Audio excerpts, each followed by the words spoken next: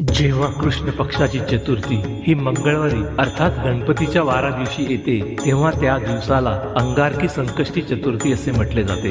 मंगळवारच्या दिवशी चतुर्थी आल्यास गणेशाच्या पूजेमध्ये मंगळाचा प्रभाव वाढतो असे ज्योतिषशास्त्रात सांगितले जातं. याशिवाय पुराणात सांगितल्याप्रमाणे या दिवशी जी व्यक्ती गणपती पूजा करते अथवा उपवास करते त्या व्यक्तीला गणेशाच्या कृपेसह योग्य आणि चांगली फलप्राप्ती होते. ज्यांना दर महिन्याला संकष्टीचा उपवास करता येत नाही ते या दिवसाला आपली गणेशाप्रती भक्ती समर्पित करतात. तसंच आपली कामे मार्गी लागण्यासाठी, आपल्या मनोकामना पूर्ण करण्यासाठी देखील काही व्यक्ती या दिवशी उपवास करतात. असे म्हटले जाते की ब्रह्मांडातील मंगळ ग्रहाच्या पुण्यलहरी अंगारकी संकष्टीच्या दिवशी अधिक सहस्त्रपटीने पृथ्वीकडे आकर्षित होत असतात. त्यामुळे चंद्रदर्शन करून हा उपवास सोडल्यास तुमच्या इच्छा पूर्ण होतात.